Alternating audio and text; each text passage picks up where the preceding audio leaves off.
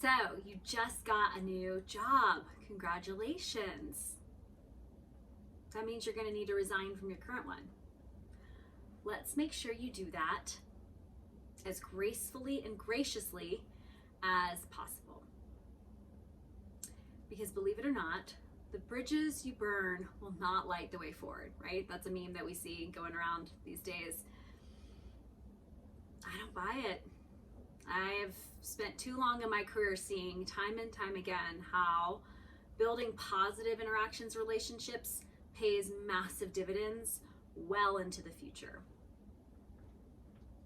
So, what can you do to make sure that your exit is respectful and continuing to strengthen the relationships that you have with your colleagues and coworkers and peers? First and foremost, if you are in a salaried position, well, yes, 2 weeks might be the expectation.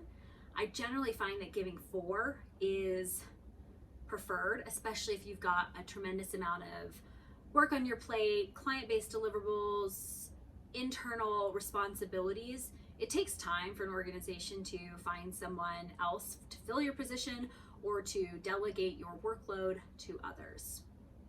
So being able to give 4 weeks notice certainly is helpful. Now, one thing to keep in mind, anytime you turn in your resignation, you do have to expect that they could say, thanks so much, bye, and escort you out of the building that same day. They do not have to keep you employed beyond when you have given your notice. So something to just keep in mind, when you give your notice, be ready that, could be asked to transition right away. That said though, the more tenured the position, the more that you are responsible for, the more that the organization is going to want to make sure that they have time to create an effective transition plan. I'd also recommend not scheduling your departure if possible on the last day of the month. The main reason for this is health insurance typically is covered through the end of the month that you've departed, and if you give it on the last day of the month, well then your insurance is going to end right then. So if you're able to have the flexibility to time that effectively, do. Also, take a look at what your compensation looks like when your company gives bonuses, any performance or commissions that are paid out. Make sure that you're timing your departure in a way that is helping you, that you're not leaving, excess money on the table. Those are tough things to walk away from.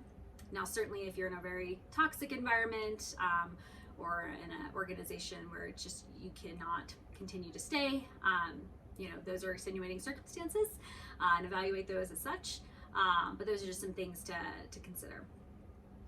I'd also recommend, as you've submitted your resignation, communicating with your leadership teams on what the transition plan is going to be. So if you have team members that report to you or you interact with clients, making sure that there is an appropriate game plan for how your departure is going to be conveyed to all of those stakeholders will really help make sure that the transition is a lot smoother and not as chaotic. You don't want your departure, if possible, to cause strife unnecessarily.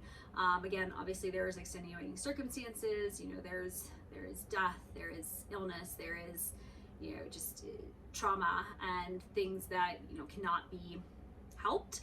But as much as possible, making sure that your transition is calm and that your clients and your subordinates and your peers all feel supported throughout it. I'd also highly recommend being positive about your transition. You, don't want to speak too much about where you're going, what you're going to be doing, just because you don't want to build a sentiment of resentment towards you for leaving, right? That's always going to arise. Organizations are disappointed that you're leaving them. But ultimately, if you've got a great rapport, you want them to be excited for the new chapter that you are taking on, if at all possible. In addition, really make sure that with your peers and team members, you continue to remain positive about the company that you've worked for. This has been an organization that has employed you for a set duration of time, and you want to make sure that you're keeping that rapport positive and that you are not unnecessarily being negative towards that organization, right? You can go on like Glassdoor and read horrible reviews and this, that, and the other, and you hear people that are leaving, oh my gosh, I can't stand it here, I've got to get out, blah, blah, blah. Well, that's not the most diplomatic way to present yourself, or to articulate the organization that you've been working for. There are certainly pleasant and kind and considerate ways to represent yourself and your thoughts around why you might have chosen to depart from an organization and why you're making a change. And so I just highly encourage you to think through what those are as you communicate with others. I'd also recommend being candid if you have the opportunity to have an exit interview. So candid doesn't have to mean harsh, but it does mean articulate specifically the reasons why you were choosing to depart from an organization. The organization ideally is reviewing their exit interviews and taking feedback seriously. And so if there's very specific reasons as to why you've elected not to stay with an organization, speak to those. If the expectation around availability is untenable, let them know. If the compensation doesn't meet the tenure and the expectations of the role, let them know. These are all things that if you have the opportunity to share, be transparent about what they are, but do it in a supported environment when you are with either an HR executive or your former, leadership that you used to work with. And then the final advice I really can give is stay engaged to the end. You always see people just checking out. Okay, I put in my notice, I'm done, I don't care. You never know where your boss is going to end up after this job, or where you're going to end up, or where your peers are going to end up. You could end up working together again. They could be your client, your customer, your boss, your employee.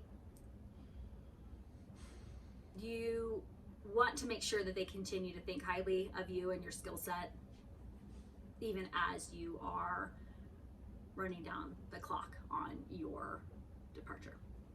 So, just things to think about as you are transitioning from one position into another that will continue to make sure that you've built great relationships and interactions as you develop your corporate and personal brand in the workplace.